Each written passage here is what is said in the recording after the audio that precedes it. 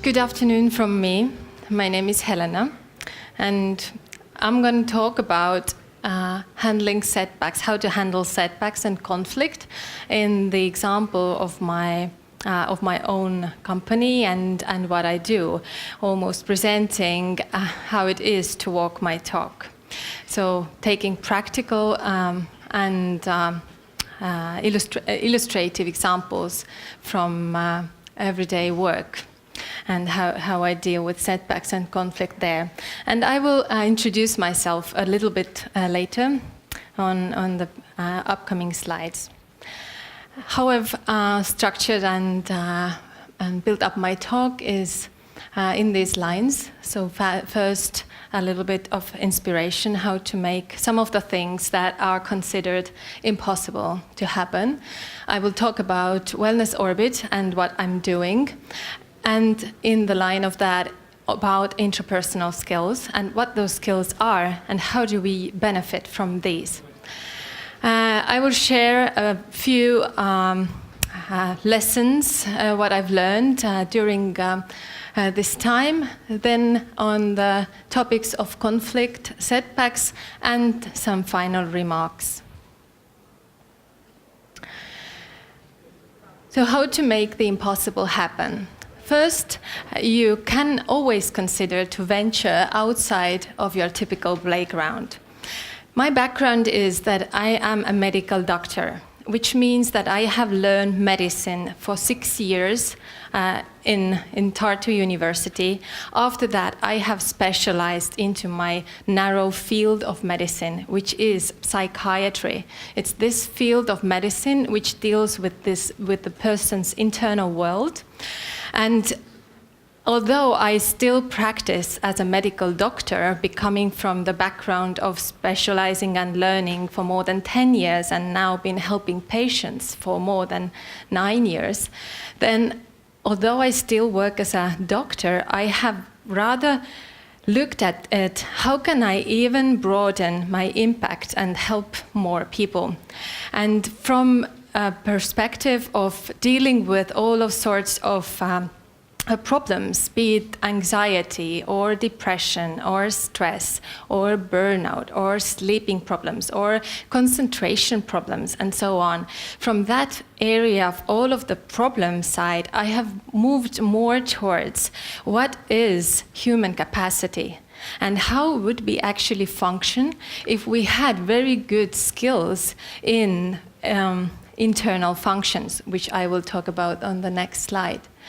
So I'm coming from a totally different field, and although I'm not a programmer myself, and I don't know too much about the code or anything like that, I'm still a founder of a company that develops a digital training platform on the same topic and on the same skills. So coming out of my narrow and very safe playground and environment.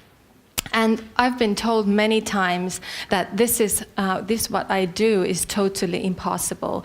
To mentor people, coach people, and help people, you usually need to have a very personal contact. So one-on-one or a group training or something, you have to be there live. And that is actually a very limiting factor. So you really have to you have only these 12, if we don't consider 24 hours in a day, and whom can you actually reach through that? So that is one of the things I've done. People who say that this is impossible to take online, we are taking it online, this field, this sector. And people who have said that the area of human capacity, that's impossible thing to do because nobody would buy that, nobody would pay for it. People only pay for things that are actually like causing them pain, or where the shoe is constricting your feet. So if you have this problem, then you're looking to how to solve this problem. But if you don't have an imminent problem that is disturbing you, then people usually don't go for the skills that would help them to become better in some way. They are very comfortable in how they are and looking to like combine. And I will, all through the slides, I will put out what kind of skills I use to deal with this topic. So how to venture outside of your typical playground. The skills, the interpersonal skills that I use here is the knowledge how to tolerate uncertainty, which is what you always meet when you go outside of your playground. How to handle fear of failure and rejection. So these are the emotional issues you have to know how to deal with. How to be creative if you're doing something out of your own field and totally new, then you need that skill. And how to keep a flexible, open mindset, which means that even if people say that it's impossible, you still go and do your thing. And now the next thing I met when I started my company, which I have been now doing for 1.5 years, I see that it's very important to link your work with personal contribution, because emotional motivation, this hype of starting, whether it's a new company, yourself as an entrepreneur, or starting in a new company, or starting a new project, this initial hype that you have that, okay, this is very exciting and let's get going, it runs dry very soon. And this emotion of enthusiasm gets replaced by an emotion of boredom or an emotion of maybe disappointment in some of the things, or any of the things that actually come up as an opposite of motivation.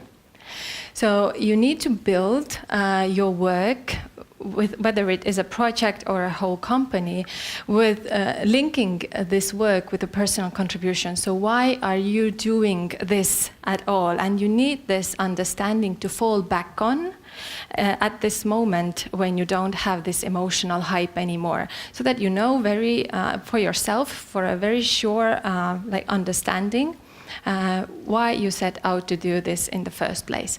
And it does help to think about, do you solve, or are you a part of solving a meaningful problem? That is something that all of us feel a calling to do. We don't want to do work that is meaningless, pointless, use of to nobody. So finding from your own work, especially when you start, the reasons why you do it and how you are part of a bigger picture, or what problems you solve, is going to be very crucial at these moments where the initial hype wears down. And you can fall upon that, and these moments always come.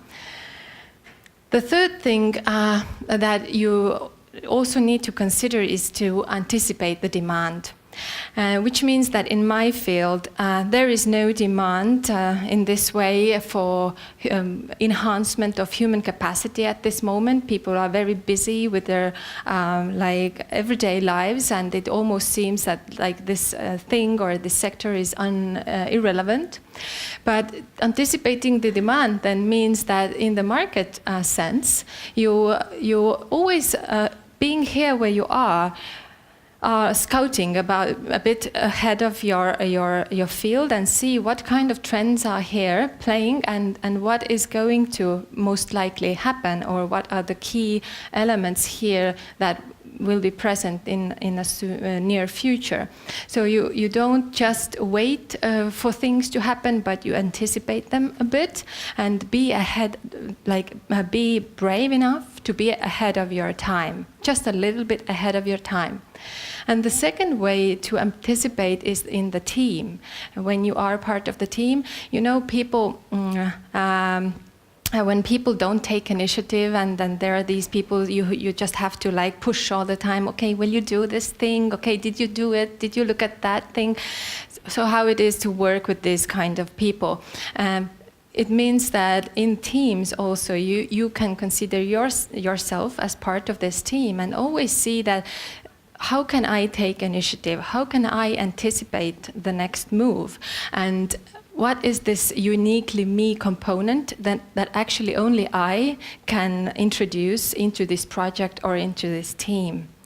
And that is what also we've done in our company. So we don't wait for things to happen, but we anticipate and really look, how can I do it even better? And the skills that can be used for that is, at first, of course, the skill of confidence, which is an emotional skill.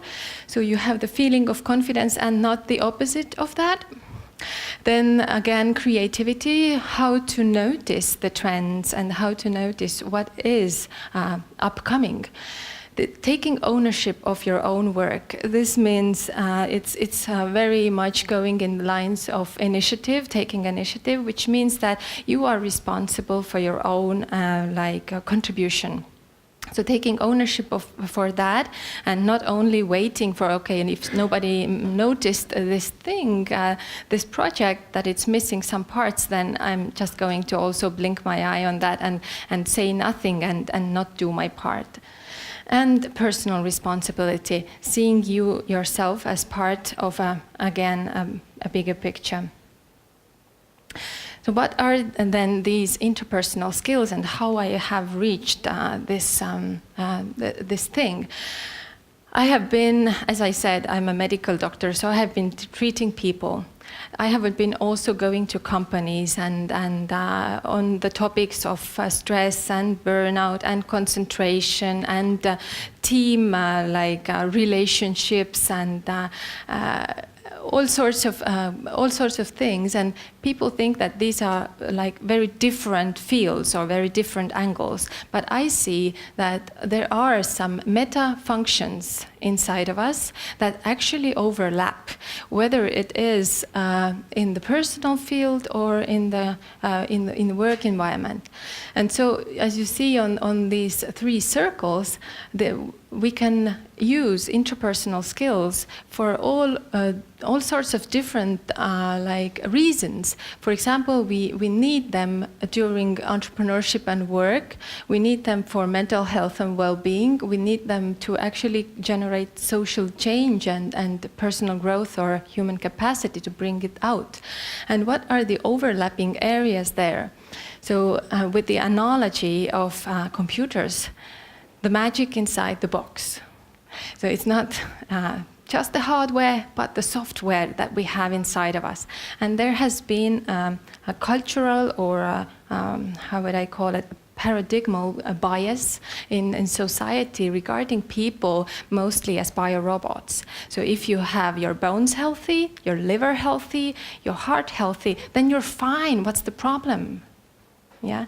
So where can you have a problem? So we see that actually a lot of the things that cause problem for us are not actually so physical, but they are internal. What I call intrapersonal, which means intra is inside of you and personal is personal to you. So there are meta functions, the magic inside the box, that are universal to every human being, and we operate on this software every day, on everything we do. And these three meta functions are emotion-related functions. All of us have almost 300 different emotions, and it's not that only women are emotional, but men are as emotional, because the emotion of anger. Let me see one man who has never experienced anger, or the emotion of restlessness, or an emotion of boredom, yeah, or an emotion of guilt. Yeah, you're working late, your family is waiting there, and you have this guilt inside of you. Okay, when am I going to go home? Or vice versa, you're there having a nice vacation or a dinner with your family, and you have this guilt as an emotion inside of you. Okay, why am I not doing this, advancing this project that I actually have halfway developed at work? So these are the emotions, and of course from the positive side too. So an emotion of caring, that's universal to both sexes. An emotion of joy, that's again universal to both sexes. And actually all of the 300 emotions are universal to both sexes.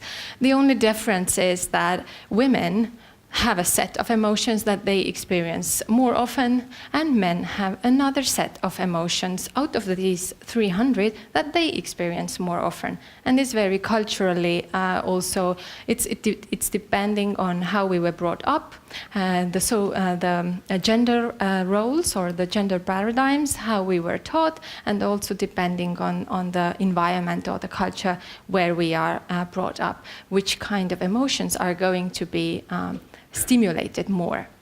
So all of the people have emotions, and how, for example, on the case of how would, for example, an emotion affect your work. So if you take, for example, even an emotion of anger, so you see how that can make a meeting totally different from another meeting where you don't experience anger or your colleagues don't experience it. Or an emotion of boredom. We always speak about motivation and having motivation.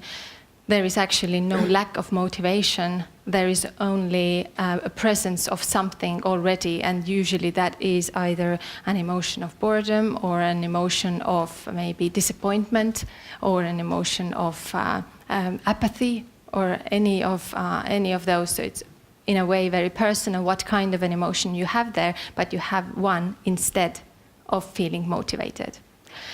So it does affect our work very much, and actually all of these three things, but I won't be discussing into too much detail at the moment.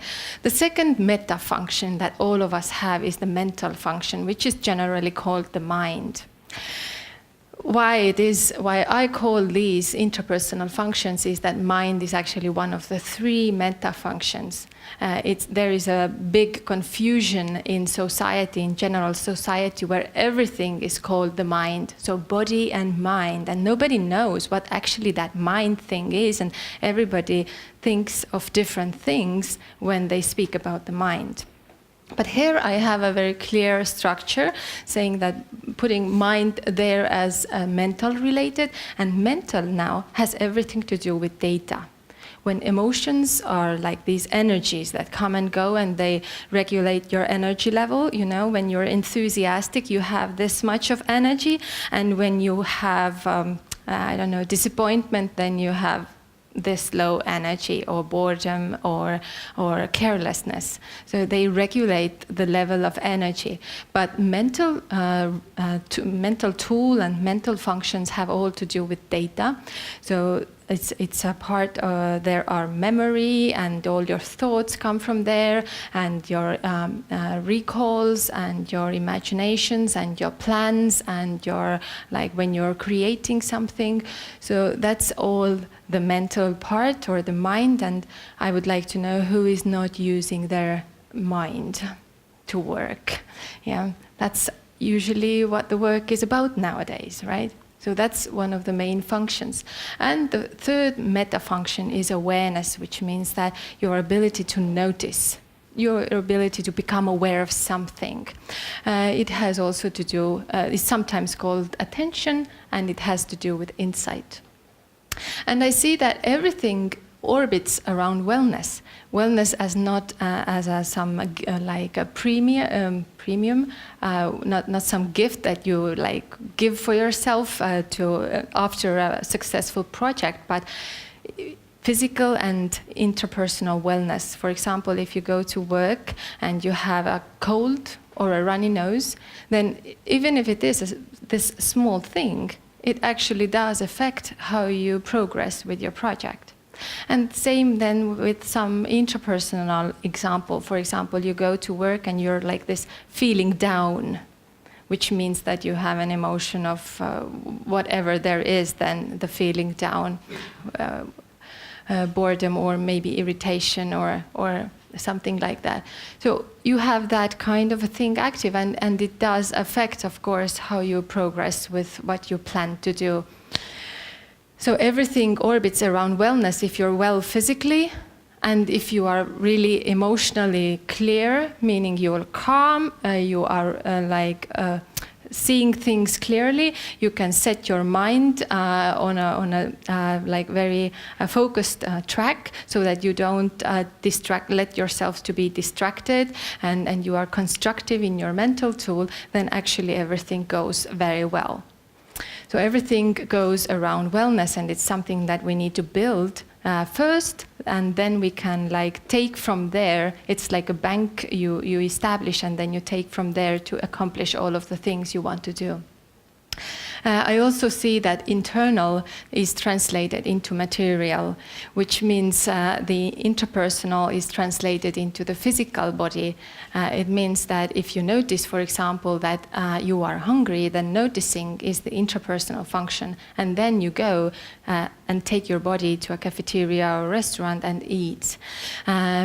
But for example, when you have this feeling of emptiness or loneliness or something, and then you are taking your body to the restaurant, then that can have devastating consequences, and this is what we call emotional eating. So all of the things you have active inside of you will affect how you physically behave. And with these interpersonal skills, which are just the skills or self-skills that we use to be successful, then we become more self-sufficient, autonomous, and feel like back in charge. And to translate and spread all of this information, then now we have built this platform, which is a video-based platform where you can choose your topic and basically learn these skills, and you of course you can learn on your own terms, which means that, for example, if you want to have a course or a training in your company, then it usually wouldn't mean that you need to bring all of the people together at one time. It has to fit their schedules, they all have to be present, they have to be interested, and so on. And what we do is that we give this flexibility that you actually, when a company buys this training, then people who come and are participants, then they can watch the training whenever they want to, from wherever they want to, from whichever device they want to, and as many times as they want to. And plus they go then additionally to what you wouldn't get on the live training, you would go through all of the metrics and assessment first to establish where you are at the moment, which are the skills that you actually need to improve most. And then you go through the training, which you can repeat many times as you want. And afterwards you have an improvement of a measure of improvement, so you can see how you are actually progressing. And what I've learned doing this is that very beneficial is an attitude of this or even better when things do not go as you planned or plans do not hold. So you need to know that what are the things in your project or in your plan that are actually non-negotiable, and hold on to these, but let everything else flow more freely. And in regard of your plans, let it marinate. So you're like waiting for the moments when you can actually, for example, contact a colleague who has to do one part of the project, or do something. What happened there when things actually didn't go as you planned? For example, somebody missed a deadline or something like that. So when do you call that person and actually talk how you want it to be done? And a very important thing is either you have the attitude and you go through life with an attitude of the world is against me, so you see everywhere confirmation of that, this thing did not happen, this thing again went astray, and so on. Or you have an attitude of that I don't understand this lesson or this gift yet. So if things do not go as planned, for example, somebody withdraws from the project, you initially might see it as a bad thing. But as time progresses and if you're willing to stay listening and looking, then you might see that actually it was a good thing that this person withdrawed, and now you can replace this person with somebody else. So you have an insight afterwards. And what you use for that is understanding the essential ingredients in what your project is about and what needs to be there, like what are the non-negotiable things, but on other things, like who is actually doing that and by when does it need to be done. And if things are already out of the initial plan or out of your control, then you need to like re-establish again a new formula or a new plan there. And you need to observe to spot the moment and stay tuned, as I said, because some of the things reveal the lessons or important things in retrospect. Plan well and then let go, which means that every insight is built on a layer of memory. For example, if these are, of course, generalizations, but if a physicist sits under the apple tree and gets hit by the apple, then he might realize something and is translating this realization into the context of physicist. But if a medical doctor sits under the apple tree and gets hit by an apple, then this medical doctor will translate this insight into something else. And if for example, a programmer sits under the apple tree and gets hit by the apple, then probably that person is going to translate into something else. So insight is always built on a layer of memory, what you have there on the background, which means that you learn, you gather your information and you plan. But from one point on, this memory, this layer of memory becomes inhibiting, which means that then it's time to let go. Do not fall in love with your plan. And that means that even if you have a perfect plan and everything is immaculately like planned out, then this thing is now sitting in your memory. And if you are very rigid here and you don't allow any of the new elements in here, and you're very like holding on to this plan and falling in love with this plan, then actually nothing interesting or nothing new and no new insights can come into here. No creativity happens. So the tools we use here, or the skills we use here, is mental tool management, when to plan, how to let go of the plan. It's actually very difficult because we are attached to the plan. You know, when you have made a plan, it's very difficult to let it go. So there are the skills that you need to know, how to let go, and the agility to switch between the use of the mental and just like observing, reading the context, like gathering the information and not only sticking to the plan. And place your own oxygen mask on first, which means that if you want to be present and a good part of the team or play your role here, then as an entrepreneur or a developer, the skills to manage everything that happens inside of you and how you work with your head and with your internal can dramatically enhance your odds of success. So if you know how to concentrate, if you know how to stay calm, and it's not just a slogan, you know, stay calm. If it would work like that, then it would be easy for all of us. It's a skill that you need to learn like any other else. So if you know these skills and if you know how to hold your thoughts so that you don't have this wandering mind, what is also called sometimes the monkey mind, you know, jumping everywhere and having all sorts of bits everywhere scattered and nothing is coming together. So if you know these internal skills, then actually everything you do can be more successful. And in this regard too, life and work is not so much a sprint but a marathon, which means that you need to consider long-term effects. And the skills we use here is then time management, which is actually the management of activities, how you manage the activities in time, because none of us can manage time. None of us can make the time go faster or go slower.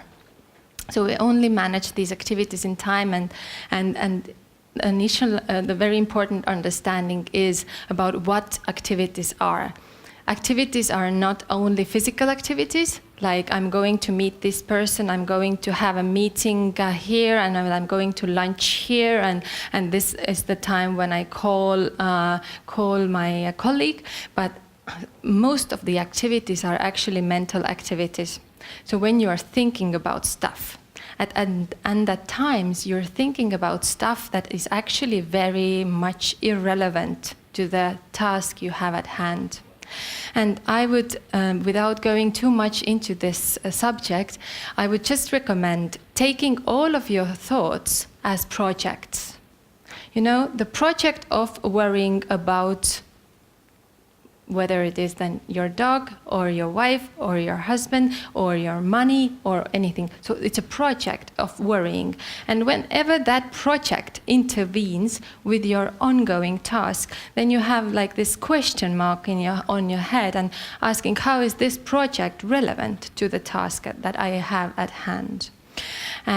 Or you start thinking about something else, and that's maybe going on a vacation, and then you are there at the workplace and actually have to complete this job, this task, to go to the vacation. But the time when you are thinking about the vacation, then it's ticking. Time is ticking, and your project is on hold. This project that you actually need to finish. And you're just engaged with the mental project of maybe going to a vacation or having a nice time with friends. So you need to consider the mental activities as projects. And then it becomes very clear what kind of projects you actually want to be engaged in and what projects are irrelevant. And to go more into depth with these things, we have built the whole training package on that. So how to deal with conflict? A few ideas here. When it is an acute conflict, then it's always about emotions. Yeah? Somebody is angry, so experiencing an anger emotion. Somebody is disappointed. Somebody is frustrated. Somebody is maybe enthusiastic. And the thing is that we usually try to deal with conflict in a situation manner, considering the situation, like, how am I going to change the situation, or maybe make some rules, or like these external things that we use to solve conflicts. But actually, I would like you to consider two scenes. There is one meeting where there are a bunch of people who are irritated and angry, and then there is another meeting with the same topic. Everything is the same, but the people are not irritated and angry, but calm, for example. So how do these meetings, like two very similar meetings, but they only differ in the activity of an emotion, how do these go? They might go in a very different direction. So it's not the content there that is actually relevant so much as the emotions that people experience in that meeting or in that environment. And that's why it is very clear at some companies there is even this ironic sign on the door that do not enter with an emotion. So it means that you really need to understand how emotion causes a bias in everything that you see, and how it translates into agenda and into action, and how that implements whatever project you have at hand. So it's always about an emotion. If you resolve the emotion there, for example, in this meeting, you resolve the anger there, then the whole meeting goes in a totally different direction. So maybe you don't have to do much more than just give people skills to deal with their emotional state. Yes, so an activated emotion, as I said, we have 300 different emotions, but only one emotion at a time is active. Feeling calm is also an emotion, so when you're feeling that emotion, then you're usually feeling good. But when an emotion gets activated, then it causes bias. Bias in perception and thought. For example, you are feeling sad. Most people don't desire or want to feel sad. It happens automatically. You are just acknowledging it as a fact. Okay, sadness is here. Now, how does this person who is sad see the world? Let's put another person on the side here, and this person is feeling enthusiastic. And now put these two persons in the same room, for example, a meeting room, or a cafe, or seeing a movie, or walking on the street. So how does this sad person perceive everything that is going on around? And what kind of thoughts does this sad person have? And how does this differ from the person who is feeling enthusiastic? So an emotion causes a bias, or is like a filter that makes you see things in a distorted way. So it's like causing a distorted glass. And what is really then important is that if you have an important decision to make, or you have an important meeting with somebody, then it is very essential to have the skills to clear yourself of all of these kinds of emotions that can cause a harmful bias. So the skills that we use here is the intelligent management of emotional reflexes, the emotions that activate, and taking personal responsibility. There is no use of having a team and then everybody is like waiting for somebody else to change, you know? That person is always irritating me, so he has to change or she has to change. But actually you are the one who is experiencing the emotion of irritation. When everybody else takes responsibility for their own actions, then the whole team becomes healthier. I just can bring one example, for example, with trash. You know, when you're walking on the street and you throw just a paper or something, you throw it on the floor, and then other people throw things on the street and there. And when this is like accepted behavior, then it becomes norm and everybody does it. And then you think, why do I have to not throw the things there on the street? Everybody else is doing it. They better stop throwing it, and then I will stop throwing it. But what if this person takes personal responsibility and decides, okay, I'm not going to drop this piece of paper or this trash on the street. And then another person takes this responsibility and decides, I'm not going to drop this on the street. So if everybody takes this responsibility, then our streets will be clear. Yeah, so it's not that I'm going to drop this trash because everybody else is dropping it anyway, so what difference does it make? It does make a difference.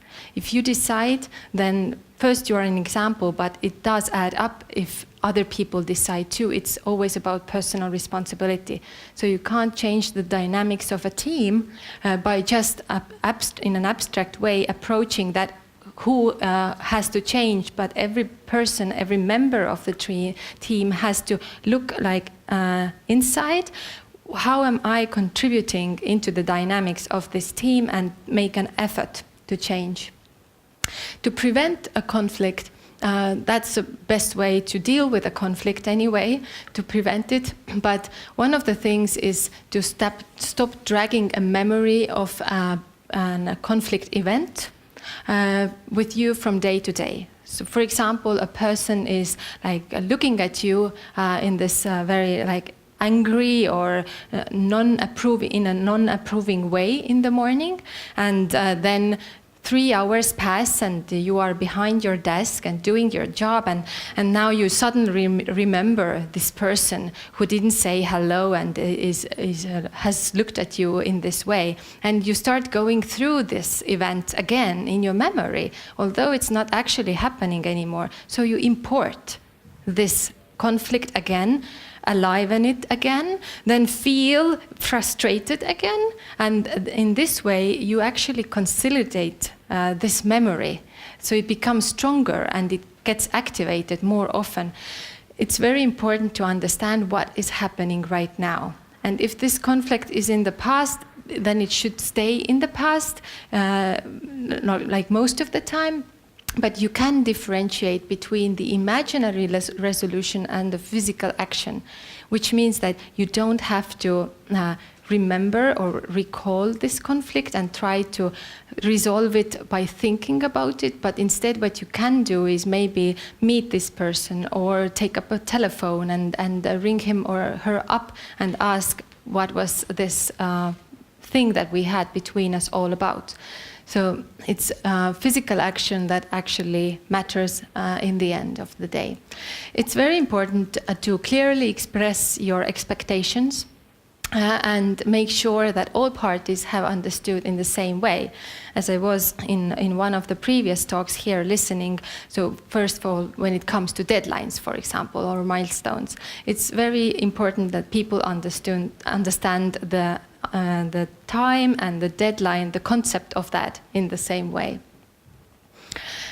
And back translating from the desired result. For example, you want to scream or shout on somebody, when will this get done? And then you have to understand that you are actually provoking an emotional response from that person. And how now that emotional response is going to backfire or influence the whole project. So you have to be clear a bit, knowing that it will have a consequence whatever you do, and bring into consideration how and when you so to say target your message and what actually you want as a result. If you want a good cooperation, then you need to deliver your message in this way. And again, we have a whole training dedicated on that topic. And setbacks. I am short of time, so I will make it quick. So emotions, as I did talk about first, are the always present when things go wrong. So how you deal with them is dealing with an emotion. So feeling of giving up. How many people have felt that they are ready to give up? Yeah, I have experienced that one. Yeah, so a lot of nice things might not happen if you surrender that emotional drive or that reflex and so on. So you need to intelligently, again, manage the emotions. An important thing is to drop the drama, which means all of the things that you keep telling yourself here, I'm not good enough, I'm not going to make it, and saying all of these critical and nasty things to yourself. If it would be another person, I wouldn't, I'm not so sure that this person would dare to speak to you like that, like you speak to yourself.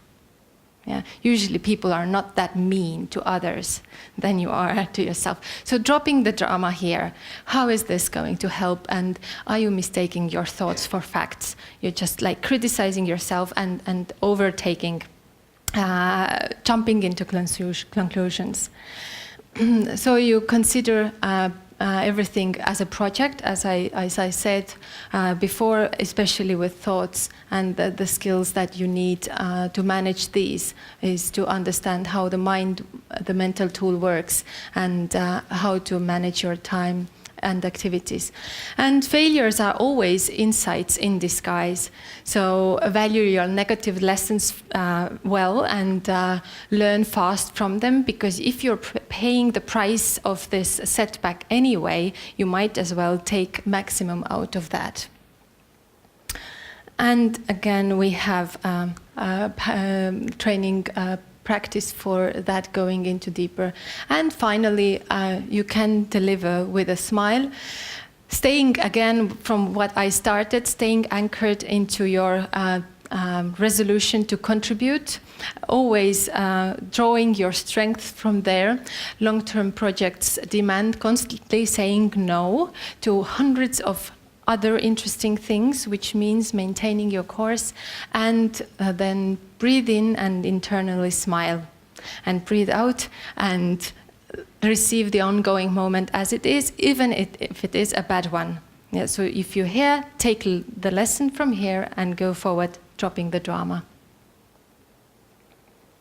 And that's all from me. Thank you for listening, and have a nice conference.